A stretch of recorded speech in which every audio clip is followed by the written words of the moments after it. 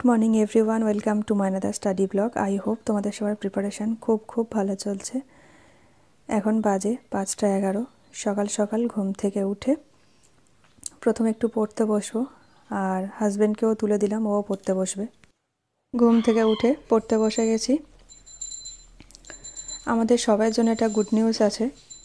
আমরা যারা শুধুমাত্র স্টেটের এক্সামগুলো দিই না, সেন্ট্রালের এক্সামগুলোও দিই, তাদের জন্য রেলের বিভিন্ন এক্সামের নোটিফিকেশান কবে আসতে পারে তার একটা টেন্টেটিভ ক্যালেন্ডার প্রকাশ করেছে। সেখানে বলা আছে অক্টোবর থেকে ডিসেম্বরের মধ্যে রেলের লেভেল 1 যেটা গ্রুপ ডির নোটিফিকেশান আসার কথা সেখানে লেখা আছে, এবং এনটিপিসি লেভেল 2, 3, 4, 5, 6 এই সমস্ত নোটিফিকেশানগুলো জুলাই মাসে নোটিফিকেশান বেরোনোর কথা সেখানে লেখা আছে।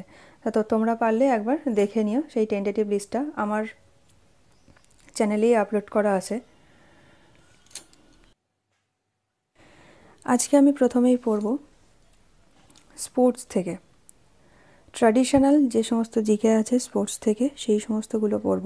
আগের দিনে আমি পড়েছিলাম ট্র্যাডিশনাল জিকে থেকে স্পোর্টসটা, কিন্তু স্পোর্টসটা একটু বেশি আছে সিলেবাসে, তাই একদিনে কমপ্লিট করা সম্ভব হয়নি। আগের দিন আমি ফুটবল, ক্রিকেট, কাবাডি, খোখো এই সমস্ত খেলাগুলো পড়েছিলাম। আজকে আমি পড়ব অলিম্পিক, কমনওয়েলথ গেমস এবং এশিয়ান গেমস। এই সমস্ত গেমসগুলো খুব ইম্পর্টেন্ট। এগুলো হচ্ছে ট্র্যাডিশনালি প্লাস কারেন্ট অ্যাফেয়ারলি, দুটোই খুব ভালোভাবে পড়তে হবে। অলিম্পিকটা খুব ভালোভাবে পড়তে হবে। অলিম্পিক থেকে প্রচুর প্রশ্ন আসে।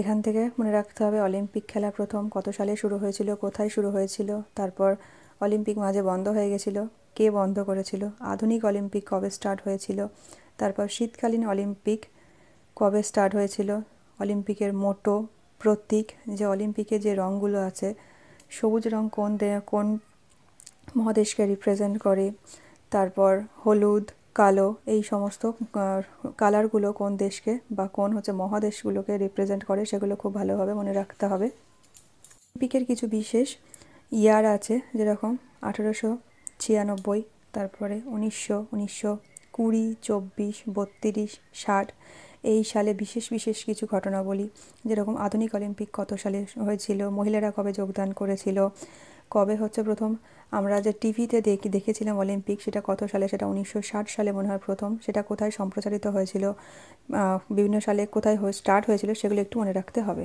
তো পড়া কমপ্লিট করে এখন আমি একটু উঠলাম।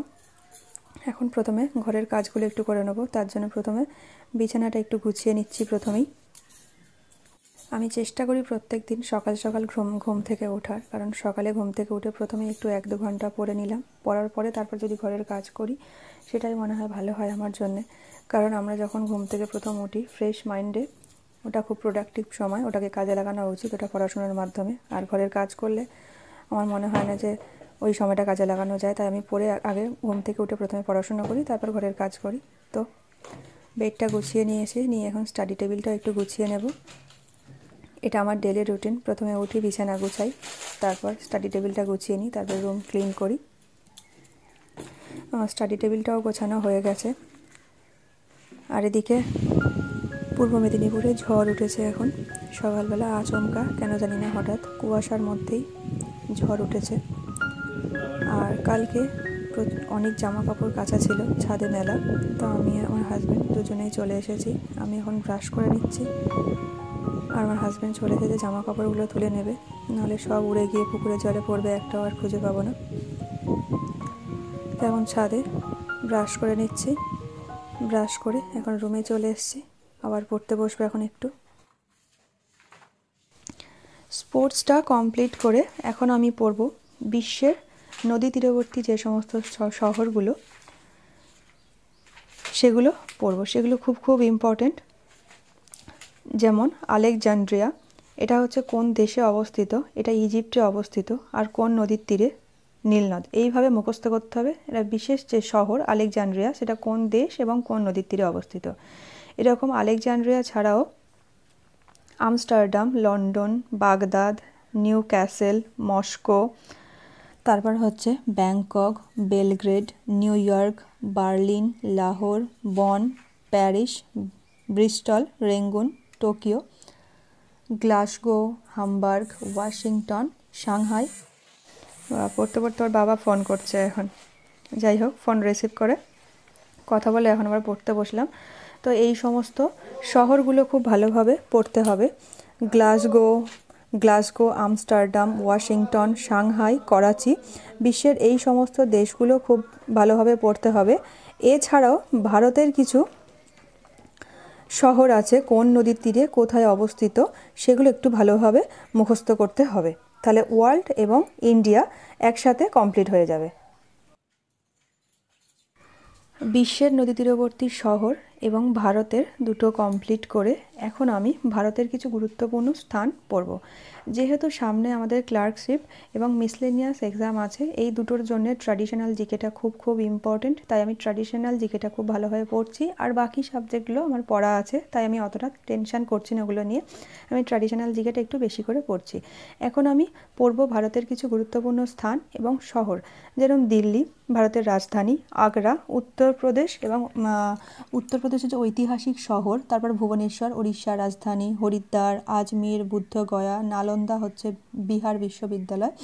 এগুলো কেন বিখ্যাত, বিভিন্ন স্থান এবং কেন বিখ্যাত, এগুলো খুব ইম্পর্টেন্ট, তো এগুলো একবার আমি পড়ে নেব।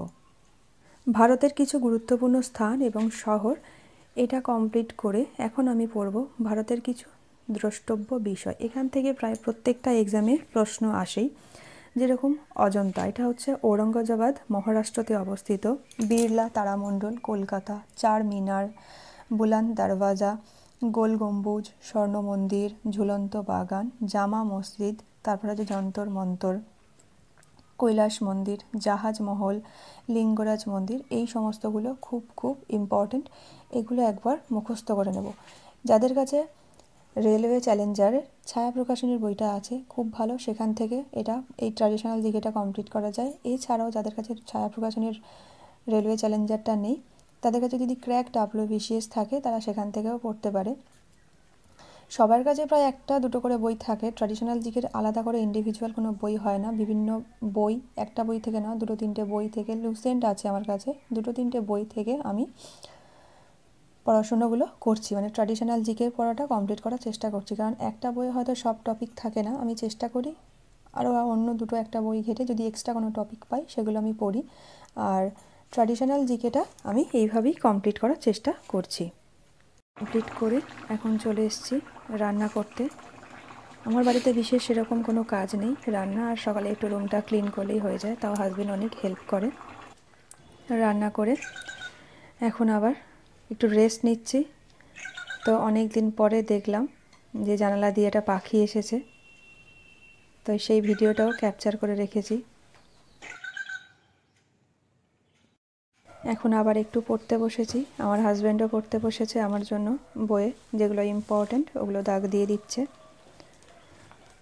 যাই হোক, আজকের ভিডিওটা এই পর্যন্তই।